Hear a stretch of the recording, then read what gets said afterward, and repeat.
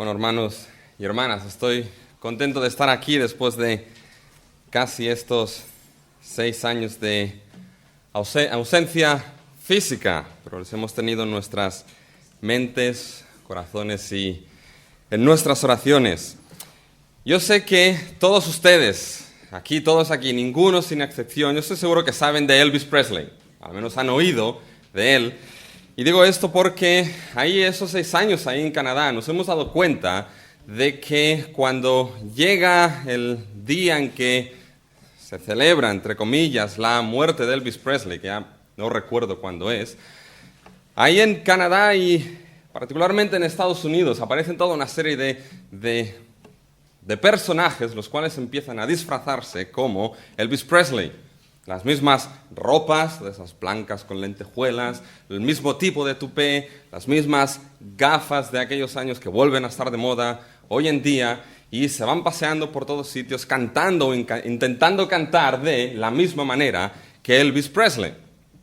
Y la verdad es que un día viendo un reportaje de estos en la televisión ahí, una persona dijo, bueno, todas estas personas pueden disfrazarse, pueden pretender ser como Elvis Presley, pero esa persona dijo, pero la verdad es que de Elvis Presley solamente hubo uno.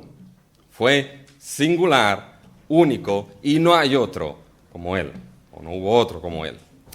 Fíjense que Pablo a las iglesias de la región de Galacia les va a decir al inicio de su carta exactamente lo mismo, pero no en términos de Elvis Presley, sino en términos del Evangelio. Les va a decir primeramente y de entrada de que el Evangelio de Cristo es un Evangelio singular. Hay singularidad en el Evangelio, entendida esa singularidad como que el Evangelio es único. No hay otro como él. No hay otro como ese Evangelio, el cual ha sido anunciado a la iglesia y el cual la iglesia no solamente ha escuchado, sino que también la iglesia ha recibido y ha dicho sí y amén a ese evangelio único y anunciado. ¿Se dan cuenta? Eso es lo que Pablo les dice en los versículos 8 y 9. Así que mantengan sus Biblias abiertas en la carta a los Gálatas, porque vamos a mirar un poquito este texto. Y se darán cuenta, en el versículo 8 les dice, sí, mas si aún nosotros un ángel del cielo os anunciare otro evangelio diferente del que os hemos anunciado. Y en el versículo 9 le dice, como antes os he dicho, también ahora lo repito, si alguno os predica diferente evangelio del que habéis recibido. ¿Se dan cuenta? Pues Pablo va desde un momento ya a decirles esto, que el evangelio singular, ese evangelio que les ha sido anunciado, ese evangelio que la iglesia de Cristo de todas las edades y generaciones ha recibido. Y con este tema, lo que es la singularidad del evangelio, Pablo va a enfocar esta singularidad desde 3 puntos de vista distintos, o va a hablar 3 cosas distintas. Primero, va a mostrar lo que es el asombro de la realidad, de poder alejarse de esa singularidad del evangelio. Segundo, les va a hablar de lo que es la influencia dañina que puede causar el alejarse de esa singularidad del evangelio. Y tercero, les va a hablar de la sentencia, es decir, la sentencia dada a aquellos que pervierten el evangelio. Esa sentencia enfatiza la singularidad de lo que es el evangelio. Así que va a hablar de lo que es el asombro, va a hablar de esa influencia dañina y va a hablar de esa sentencia, todo esto relacionado con el tema de el hecho de que el evangelio es singular y es único. Así que tocando el primer punto, el asombro de la realidad de poder alejarse de esa singularidad del evangelio, Pablo ahí les va a mencionar 2 cosas. Va a mostrarles por un lado la singularidad de ese evangelio y lo que es la posibilidad del rápido alejamiento de esa singularidad. Así déjenme que les diga de que este primer punto es el más largo que tengo. Prácticamente es todo el mensaje. Así que cuando lo estoy acabando no piensen, todavía le quedan 2 puntos. Los 2 últimos son los más cortos. Esto prácticamente es todo el mensaje. Así que en este asombro les habla de esta singularidad y de este rápido alejamiento. Y fíjense cómo primero Pablo va a destacarles lo que es el tema del evangelio. Así que ahí tienen que ayudarme un poco. Fíjense cómo la palabra evangelio es una palabra destacada en esos versículos que hemos leído. Si se fijan en el versículo 6, les va a decir: estoy maravillado de que tan pronto se hayáis alejado del que os llamó por la gracia de Cristo para seguir un evangelio diferente. Fíjense ahora en el versículo 7. No que haya otros, sino que hay algunos que os perturban y quieren pervertir el evangelio de Cristo. Fíjense ahora en el versículo 8. Mas si aún nosotros o un ángel del cielo os anunciare otro evangelio diferente. Fíjense en el versículo 9. Como antes hemos dicho, también ahora lo repito, si alguno os predica diferente evangelio. ¿Se dan cuenta? En 4 versículos, 4 veces Pablo menciona la palabra evangelio. Y eso si no contamos algunas palabras que también hacen referencia a ello, como el versículo 7. No que haya otro. ¿Otro qué? Otro evangelio se refiere a esto. Y eso si no contamos el hecho de que Pablo en la introducción da un pequeño resumen de lo que es el evangelio. Fíjense en el versículo 1. Pablo apóstol dice: no de hombres ni por hombres, sino por Jesucristo y por Dios Padre, que lo resucitó de los muertos. La resurrección. Fíjense un poquito más adelante en el versículo 4. Hablando de Cristo, ese fue quien se dio a sí mismo. ¿Por qué? Por nuestros pecados. Lo que es el sacrificio de Cristo para realizar el perdón de pecados. Y fíjense que todo esto fue ¿para qué? Para liberarnos del presente siglo malo. Y eso no fue por casualidad, sino que dice conforme a la voluntad de Dios. Y todo esto básicamente no es para nuestra propia gloria, sino para la gloria de Dios mismo. ¿Se dan cuenta cómo el concepto del evangelio en esos versículos básicamente es como aquella burbuja en aquel lago plano y cristalino que sobresale? Y uno la ve y dice: ajá, Pablo desde un principio ya les está diciendo a los Gálatas y a nosotros que estamos leyendo, mi tema aquí principal es el tema del evangelio. Voy a dejar claro unas cuantas cosas del evangelio. Pero fíjense que este énfasis de Pablo en el evangelio no es un énfasis que aparece solo. Es un énfasis que aparece relacionado junto con otro énfasis. Y ese es la singularidad. El hecho de que este evangelio enfático que Pablo va a presentar es un evangelio único. ¿Y cómo Pablo va a hacer esto? Va a hacerlo usando palabras como otro, diferente. Fíjense en el versículo 6 y 7. Ahí lo deja claro Pablo. Dice que se maravilla de que tan pronto se han alejado del que os llamó por la gracia en Cristo para seguir un evangelio diferente. Ahora fíjense el versículo 7. No que haya otro. ¿Se dan cuenta? Vamos a explicar un poquito más. Pero con estas palabras Pablo les va a decir: ese evangelio no es que haya otro, es único.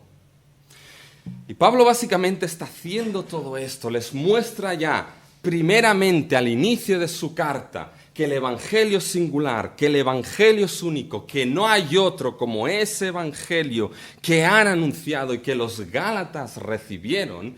Precisamente Pablo lo hace por la situación en la cual la iglesia de la región de Galacia se encontraba. Estaban en una situación bien crítica en relación a lo que era el evangelio de Cristo. Y Pablo en el versículo 6 lo expresa de esta manera. Pablo está sorprendido. Pablo está maravillado. Y fíjense que ese asombro de Pablo, ese maravillarse de Pablo, es básicamente por 2 causas. La primera es, nos dice el versículo 6, ¿por qué?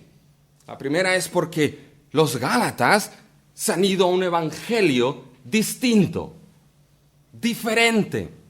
Y veremos un evangelio que no tiene nada que ver. Y la segunda sorpresa de Pablo, lo segundo que sorprende a Pablo, es porque ese irse a un evangelio distinto no ha sido precisamente un proceso lento. Ha sido rápido. Estoy maravillado de qué tan pronto, qué tan rápido os habéis alejado de aquel que os llamó un Cristo para seguir otro evangelio. Pablo está escribiendo no a una iglesia, a varias iglesias. Fíjense en el versículo 2. A todos los hermanos que están conmigo a las iglesias. ¿Se dan cuenta? Eso es plural. Había más de una a las iglesias de Galacia. Probablemente ahí estaban las iglesias de las ciudades de Icono, Derbe, Listra.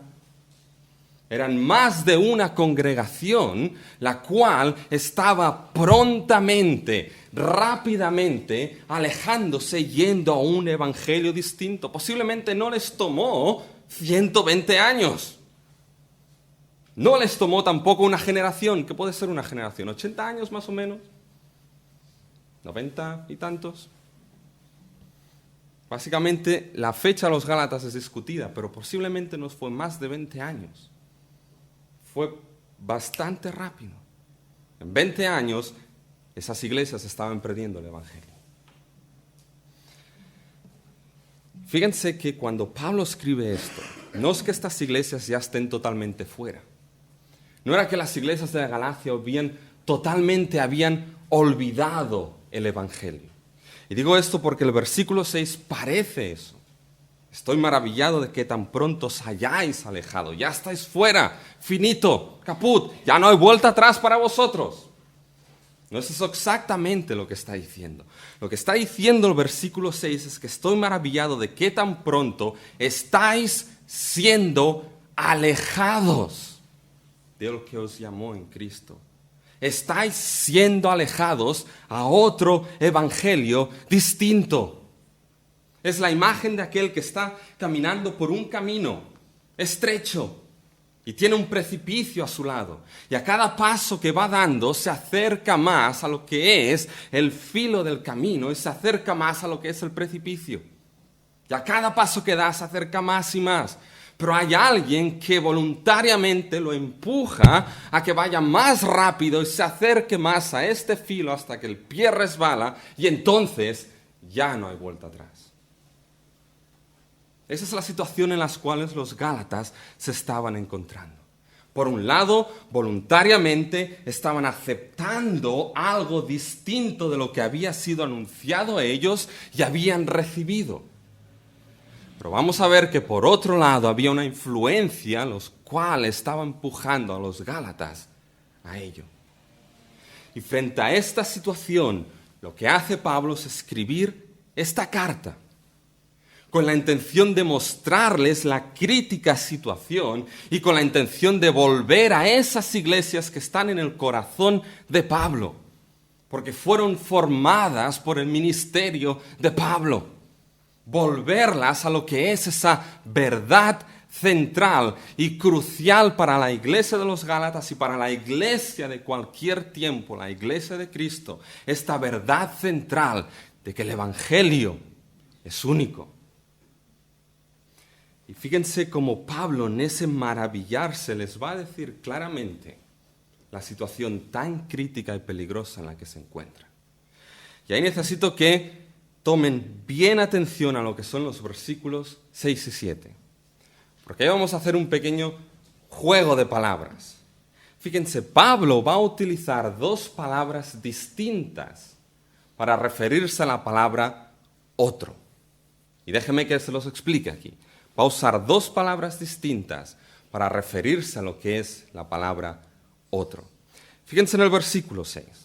Estoy maravillado de que tan pronto os hayáis alejado del que os llamó por la gracia de Cristo.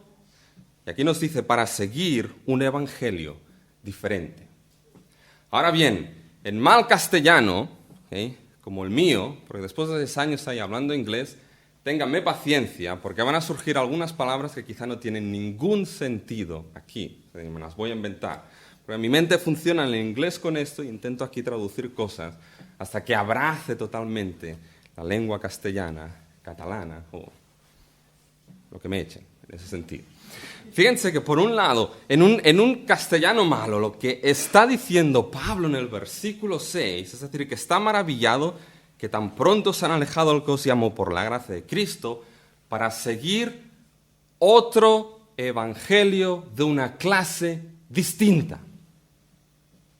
Es decir, está diciendo para seguir otro de una clase distinta. Eso es lo que está haciendo Pablo. Otro de una clase distinta. Cuando empezamos a verlo así, nos damos cuenta de que parece ser que Pablo está dando a entender de que hay un evangelio de una clase y hay otro evangelio de otra clase distinta.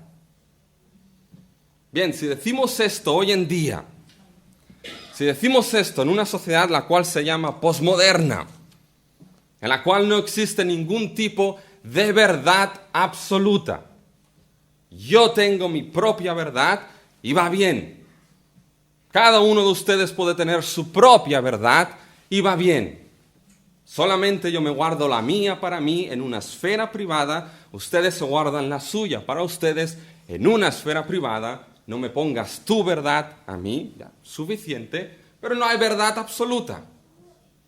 Y en términos de religión, estamos en una sociedad que se autodenomina una sociedad que es religiosamente pluralista. Es decir, como no hay verdad absoluta en temas de religión, todas las verdades funcionan. Todas las verdades nos van bien. Es como aquellos escaladores, los cuales están escalando la misma montaña. Tú coges la cara norte para llegar a la cumbre. Yo escojo la cara sur para llegar a la cumbre. Otros van a escoger la cara este para llegar a la cumbre. Pero ¿saben qué? Se escoja la norte, la sur, la este o la oeste. Al final, todos vamos a llegar a la cumbre y ahí nos vamos a dar el abrazo universal y fraternal. Y vamos a poner cada uno su propia banderita. Pero todo buen escalador sabe que hay caras de la montaña las cuales nunca te van a dejar llegar a la cumbre.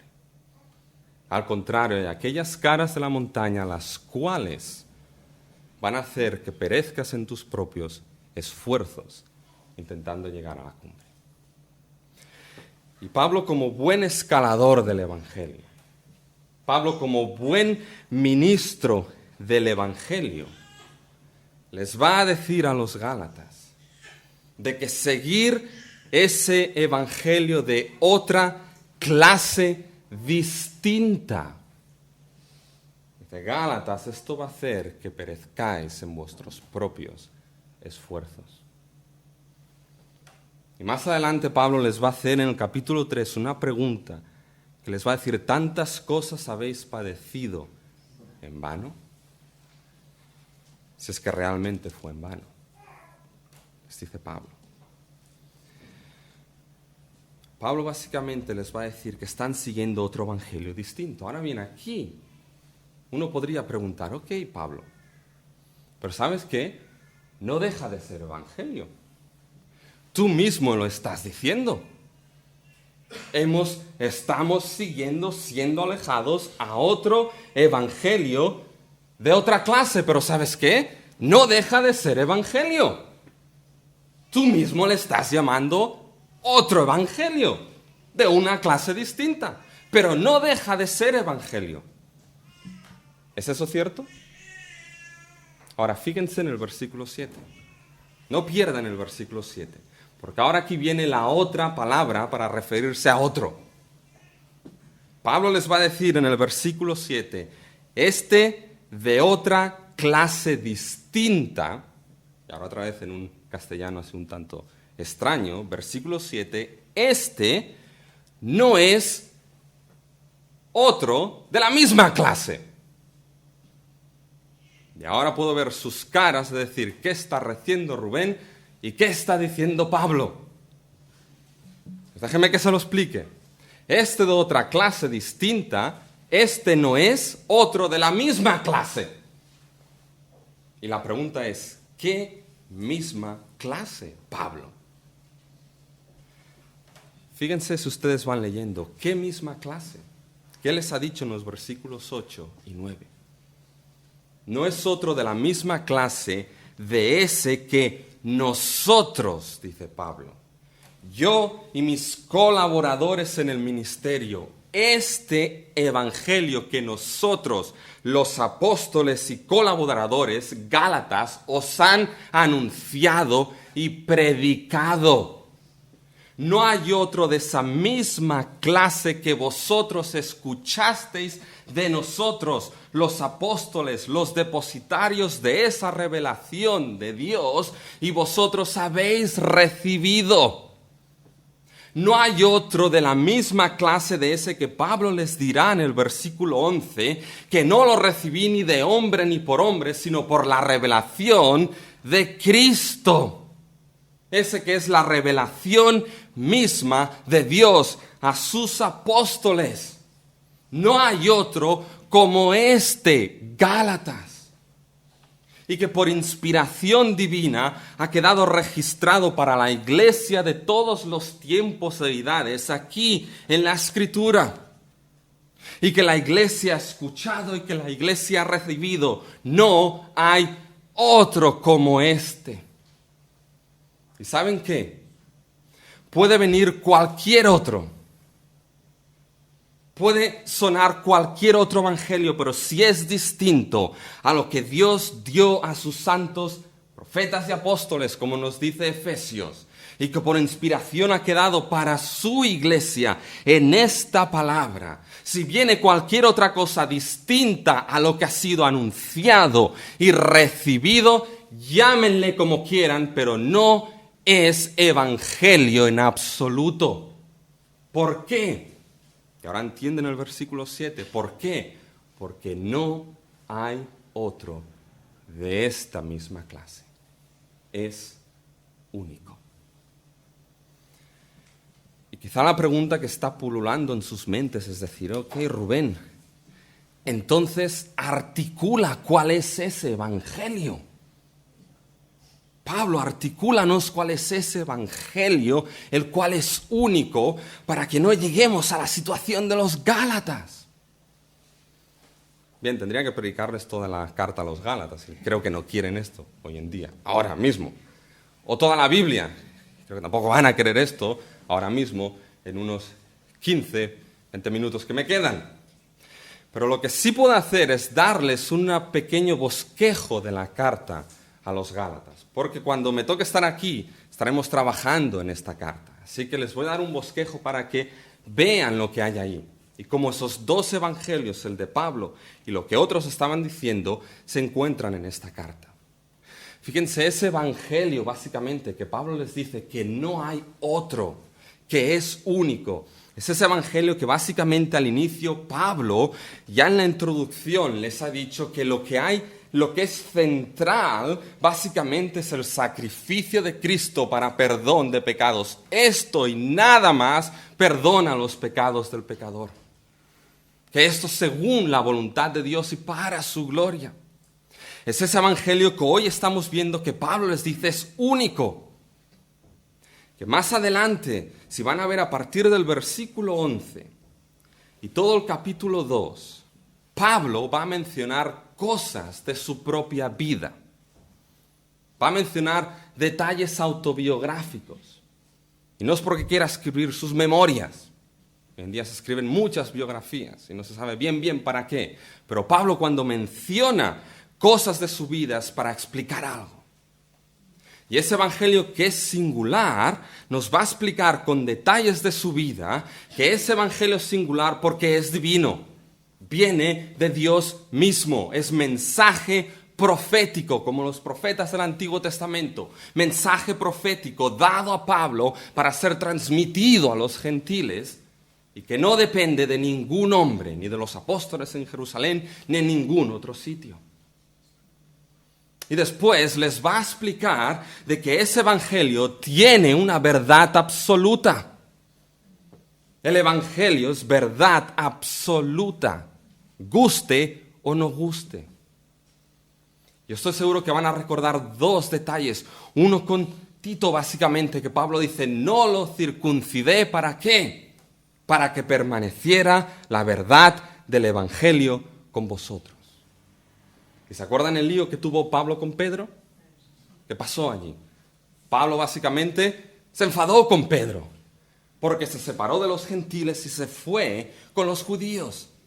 Y Pablo dice, cuando vi esto, vi que no estaban caminando según la verdad del evangelio. Y con esos dos ejemplos, acontecimientos en la vida de Pablo, Pablo les va a mostrar, esas dos verdades son de las que os estáis alejando, Gálatas. Una, las obras. Pablo va a decir, sabemos que el ser humano solamente es justificado no por las obras de la ley, sino por lo que Cristo hizo en la cruz. Les va a decir que la justificación, el perdón de pecados, el ser declarado no culpable delante de Dios, se basa únicamente en la obra de Cristo en la cruz. Y de que es el Evangelio el cual ha formado y ha creado un pueblo para la gloria de Dios que no depende de raza o de nación. Eso les va a decir.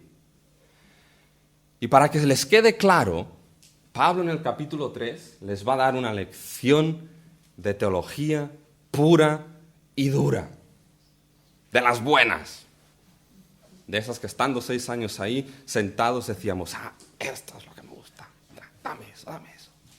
Pero va a coger el capítulo 3 y les va a explicar esa justificación por la fe y no por las obras, y les va a explicar que el Evangelio crea un pueblo para la gloria de Dios, con teología.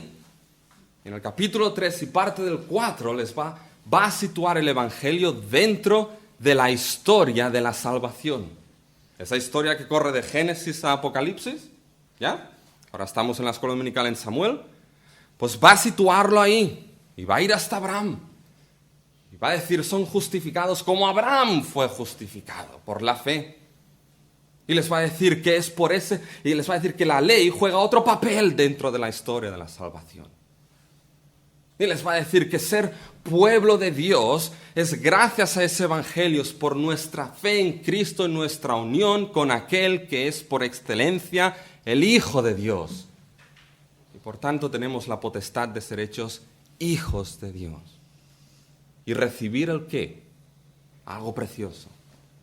Recibir el Espíritu prometido que clama ¿qué? Abba, Padre. Nos ayuda a nosotros a clamar y Él mismo clama, eso es el énfasis de Pablo, Él mismo clama Abba, Padre. Y después de esto, Pablo les va a decir, ahora que tenéis claro esto, así es como el Evangelio se ve, se manifiesta y se vive prácticamente en aquellos que son la iglesia de Cristo, hijos e hijas de Dios, los frutos del Espíritu. Les va a mostrar básicamente la ley de Cristo, sobrellevar las cargas los unos de los otros, restituir al que ha caído. No dedos que apuntan, sino gracia que se extiende. Pero fíjense que Pablo, para decirles todo esto, primeramente, Pablo les va a dar esta lección de teología y diremos, ay no Señor, madre mía, lo que nos espera. Pero ¿saben qué? Es la única manera. Pablo les está diciendo, una vez ahora entendéis esto, ahora vais a poder vivir con esas obras no ajenas a lo que Cristo ha hecho, sino obras que dependen y fluyen de lo que Cristo ha hecho en nosotros.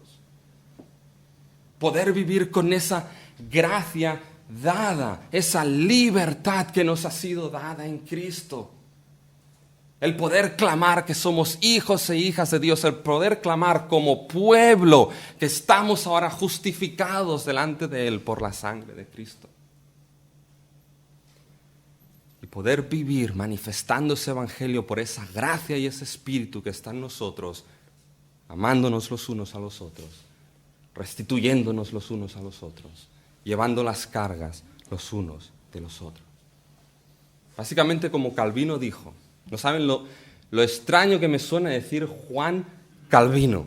He estado 6 años diciendo John Calvin, para Juan Calvino. ¿Les suena extraño a ustedes? No, ¿no? Pues me va bien entonces a mí. A mí me suena raro. Pero básicamente Calvino lo que dijo fue que el Evangelio no solamente es una doctrina de la lengua, sino que es una doctrina de vida. Es algo que se vive. Y honestamente, creo que la carta a los Gálatas es una carta esencial para la iglesia de Cristo en el mundo y en la sociedad que se está viviendo hoy en día. Precisamente porque nos enfrenta con la realidad de que es posible que la iglesia pierda el Evangelio. Los Gálatas estaban en ello. Y nos enfrenta con la realidad de que esa pérdida no tiene que ser precisamente lenta, sino que puede ser bien rápida. Y continuamente la Iglesia de Cristo tiene que estar rechequeando lo que es. No sé si eso existe aquí, el rechequeando. Lo que es el Evangelio en base a lo que es ese Evangelio que nos ha sido anunciado, inspirado, dado y se ha recibido. Y fíjense, creo que es importante porque muestra la urgencia de nunca alejarse de ese Evangelio de la Escritura. Y hay varios motivos, les voy a dar uno ahora y otro al final. Uno de los motivos es porque fíjense cómo Pablo ha relacionado ese Evangelio con lo que es el concepto de quién somos como pueblo de Dios, lo que Cristo ha hecho en nosotros y cómo vivimos. Uno empieza a perder ese Evangelio, uno empieza a mezclar cosas que no son de ese Evangelio dado, y uno empieza a tener problemas en cómo vive en base a ese Evangelio. Y uno empieza a difusar lo que es el Evangelio y lo que empieza a estar difuso es el concepto de pueblo de Dios. Y cómo uno vive basado en esa gracia y ese espíritu que nos ha sido dado gracias a lo que Cristo hizo. Creo que es algo de suma importancia para la Iglesia de Cristo. Y en ese asombro está esa singularidad y es el poder seguir rápido. Acabé el primer punto. Ahora me quedan los dos más cortos, ¿ya?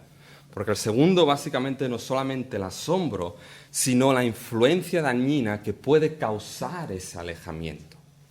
Si ese evangelio diferente no es evangelio, entonces, ¿qué es?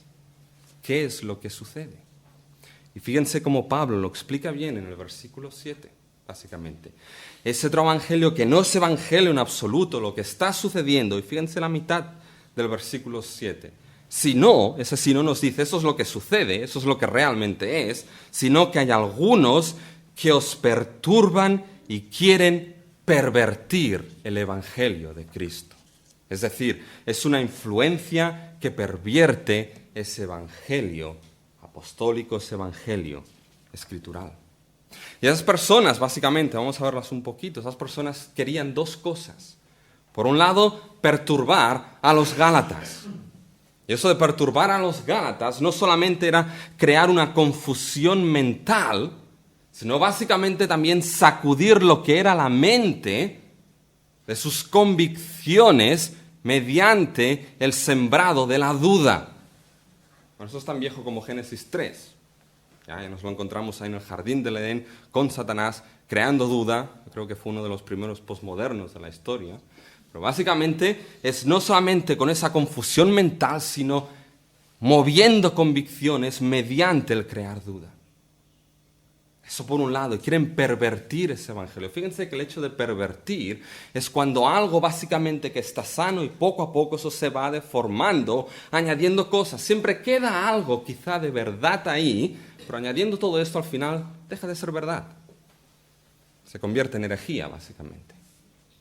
Y fíjense que lo que estos hombres lo que intentaban hacer mediante perturbar a los gálatas y poniendo básicamente, pervirtiendo ese evangelio de Cristo. Fíjense que lo que estaban haciendo es que la justificación no es solamente por la fe en lo que Cristo ha hecho. Ok, ten esa fe, va bien, no la quites, bonita, nos gusta. Ajá, pero tienes que hacer algo. En ese caso las obras de la ley. Tienes que circuncidarte o guardar el sábado o tales tipos de comida. Va bien esa fe, pero tú tienes que hacer algo. Y fíjense que esto había también, en realidad lo que es el concepto de pueblo de Dios son los que hacen esto, les decían, los que están más con ese pueblo de raza judía del antiguo pacto. Fíjense que habían cosas de verdad allí, pero que al final dejaba de ser evangelio. Ahora lo que me llama la atención, ¿qué fue lo primero que fue atacado en esta epístola a los Gálatas? ¿La vida de los Gálatas o la doctrina de los Gálatas? Fíjense que lo primero que se atacó fue la doctrina. El primer ataque fue un ataque doctrinal. Confunde ese evangelio maravilloso y vas a confundir lo que es la vida de esa iglesia. Y ustedes cogen la historia y van a ver que los concilios intentaban poner lo que eran verdades clave. No, Cristo resucitó en carne y hueso. Cristo fue Dios, hombre, Dios, 100%. El Espíritu Santo, lo mismo, la tercera persona de la Trinidad, Dios mismo. Y una de las cosas que los Gálatas fallaron aquí fue ese compromiso a esa verdad doctrinal. Saben que no es solamente doctrina por per se, doctrina por doctrina y ya está. Pero sí es necesario tener básicamente esa doctrina clara, y no solamente en nuestras mentes, sino como esa agua que se riega y es filtrada hasta que toca por la gracia y la obra del Espíritu nuestros corazones y nos moldea personalmente y como pueblo. Porque la visión de Pablo aquí es comunitaria, como pueblo a la imagen de Cristo. Tiene una doctrina que ha impactado nuestra vida correcta, y lo más probable es que tengas una vida correcta conforme a ese evangelio. Tuerce eso y lo más probable es que tendrá una vida totalmente torcida.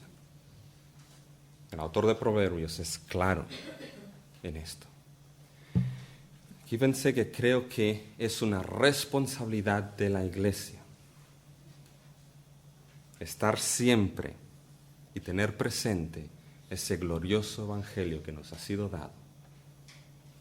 Ser esa columna y estandarte de esa verdad que por gracia nos ha sido dada y se ha hecho en nuestras vidas. Y lo último, fíjense, la sentencia. Ha sido más rápido, ¿no? Aquí, todavía es más rápido. La sentencia dada a aquellos que pervierten el evangelio enfatiza esa singularidad del evangelio. Y esos son los versículos 8 y 9. Básicamente se repiten. ¿De qué pasa? Dice, si aún uno de nosotros, dice Pablo, un ángel del cielo, viene y os anunciar otro evangelio. Y Pablo lo dice aquí como posibilidad, no certeza. Es posible que eso pueda pasar, pero probablemente va a venir de otro lado, ya lo veremos. Dice, si esto llegase a pasar, ¿qué es lo que dice Pablo? Es duro, Pablo, sea anatema.